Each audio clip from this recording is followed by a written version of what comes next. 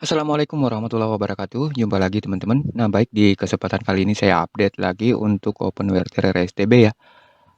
Untuk kita refresh dulu teman-teman. Nah, baik di sini saya update untuk B860HP1P2 ya ke kelas WAL 210923. Jadi beberapa hari yang lalu saya menemukan ada kekurangan di bagian protokol teman-teman. Sekalian beberapa modul saya update juga dan sedikit fix-fix ya di bagian kekurangan-kekurangan kecil teman-teman. Nah, terutama yang paling signifikan itu di bagian protokol ya. Nah, kemarin jika menggunakan modem yang protokolnya menggunakan QMI, kemudian terputus dari koneksi internet, itu tidak bisa tersambung ulang teman-teman. Meskipun kita restart interface, tetap saja tidak bisa tersambung ulang ya. Jadi harus cabut colok dulu modemnya sehingga bisa terdeteksi. Nah, itu sudah di-fix juga karena itu paling fatal ya menurut saya. Karena kalau koneksi tentunya tidak bisa dijamin bahwa terus-terusan akan connect teman-teman. Nah, kemudian kita cek-cek lagi seperti biasa. Ini adalah versi Wi-Fi on ya, maka di sini ada menu wireless. Kemudian untuk penambahan port status ini sudah ada tutorialnya di Indonesian Test Channel. Sudah saya jabarkan secara lengkap ya untuk menambah port status sesuai dengan interface yang aktif dan digunakan di OpenWRT masing-masing. Oke, kita lanjut teman-teman ke bagian routing, tidak ada masalah. Di bagian firewall juga aman ya, tentunya firewall 3, firewall 4. Nah, di sini lognya seperti ini karena memang ini adalah WiFi on. Dan untuk menonaktifkan WiFi internal di B860HP1P2 ini, teman-teman cukup masuk ke file manager. Ini mesti saya ulang-ulang ya, karena meskipun saya sudah buat tutorialnya, tetap saja masih ada yang bertanya. Nah, dimasuk di file manager, kemudian masuk ke folder etc. Di folder etc ada folder modulus.d. Nah, di sini. Kemudian cari file 8189fs, yang ini dihapus, langsung di delete, kemudian kembali ke folder etc. Masuk ke folder config. Nah, di folder config ada file wireless di sini, teman-teman. Ini juga dihapus. Setelah dihapus, tinggal di restart STB-nya biar menu wireless di sini hilang dan sudah tidak aktif secara permanen. Seperti itu ya untuk menonaktifkan WiFi internal di OpenWRT Relay STB.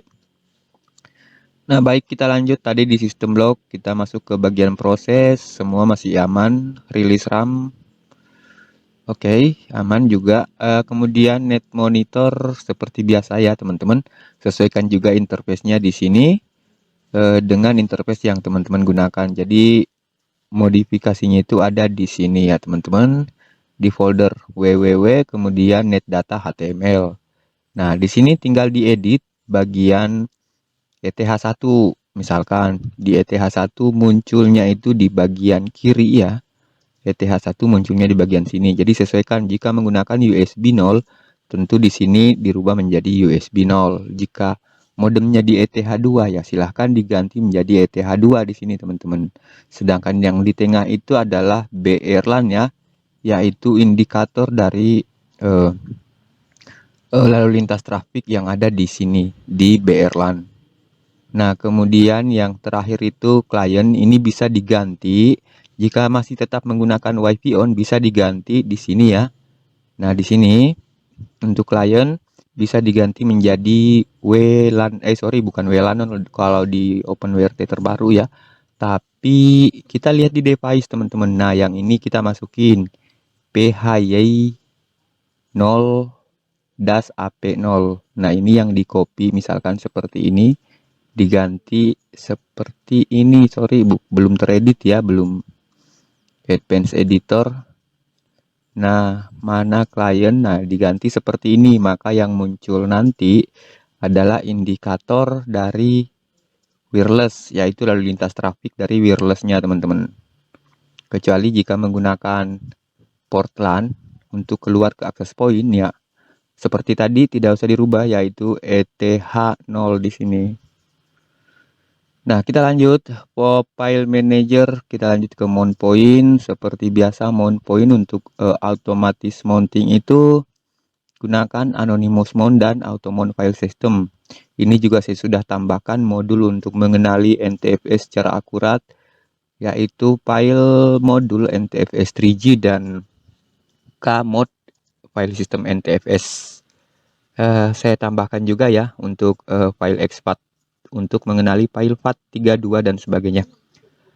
Oke, kita lanjut di bagian Amlogic Service. Ini tidak usah disetting ya teman-teman. Untuk settingan CPU saya sudah setting sedemikian dan saya pilih ke on demand. Lanjut shutdown tetap ada, kemudian reboot juga masih. Nah, di bagian modem ini sih lebih cenderung ke modem rakitan ya teman-teman, tapi di sini masih ada modem info yang bisa mengenali beberapa modem selain modem rakitan. Di 4G connection juga sebenarnya sama. Selama teman-teman sudah benar cara setting dan memang support ya teman-teman, karena di sini ada setting, dan jika modemnya support DEF-TTY USB, maka di sini akan muncul pilihan port USB-nya teman-teman. Kita lanjut di bagian connection monitor, tetap saya sertakan karena ini sangat membantu untuk kita yang koneksinya tidak stabil ya, sering putus, sering hilang sinyal dan sebagainya. Maka dengan sendirinya modem akan merestart interface-nya. Untuk modem rakitan bisa langsung merestart modem device-nya, tapi kalau bukan modem rakitan atau modem stick biasa, itu hanya merestart di bagian interface ini teman-teman. Nah, kita lanjut service Paswal. Di sini saya sudah update ke Paswal versi 470-9 teman-teman ya. Kemudian di sini tidak ada Syncbox dan yang lain-lainnya ya, Brook, Hysteria, Cina DNSNG, hanya ada X-Ray. Namun saya hanya menggunakan ini sebenarnya di OpenWrt saya. Nah, untuk teman-teman yang ingin mencoba menggunakan Syncbox, protokol Syncbox maksudnya bisa langsung cek update di sini ya. Berhubung karena saya tidak online, maka saya tidak bisa memperlihatkan munculnya opsi untuk update di sini teman-teman. Yang pasti jika klik cek update nanti akan muncul perintah untuk mengupdate Syncbox. Setelah diklik maka Syncboxnya akan muncul ya untuk versinya. Nah, kemudian setelah muncul versi, teman-teman sudah bisa memilih Syncbox di note listnya di sini ya, di tipe. Nah, di sini nanti akan muncul pilihan Syncbox teman-teman. Dan Syncbox itu jauh lebih banyak support protokol ketimbang X-Ray ya. Namun sementara Syncbox sebenarnya masih dikembangkan di Paswal oleh developernya, dan saya belum menemukannya kecanggihan-kecanggihan di Syncbox yang bisa melebihi kecanggihan X-Ray. Setidaknya untuk sementara masih saya anggap sama ya antara X-Ray dengan Syncbox.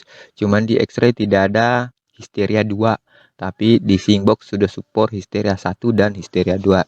Namun di Indonesia jarang ya pengguna Hysteria, rata-rata menggunakan Pimes maupun Trojan. Shadowshock pun juga sudah jarang ya teman-teman. Nah, oke, kita lanjut. OpenClass-nya belum ada update dari developer dan itu entah kenapa ya. Meskipun versi developernya pun juga tidak ada update, teman-teman. Biasanya versi developer tetap berjalan update-nya, namun kali ini tidak ada sama sekali ya. Mudah-mudahan tidak ada masalah dengan OpenClass-nya, dan mudah-mudahan juga developer OpenClass tetap melanjutkan ya updatean untuk OpenClass-nya, teman-teman. Oke, kita lanjut di bagian base 64 decode encode aman, zero tier juga aman ya, terminal. Ya, oke, tidak ada masalah. Bagian network, nah wireless untuk menonaktifkan sudah tadi ya teman-teman tutorialnya. Kemudian di HCP NDNS semua aman. Diagnostik, kemudian firewall.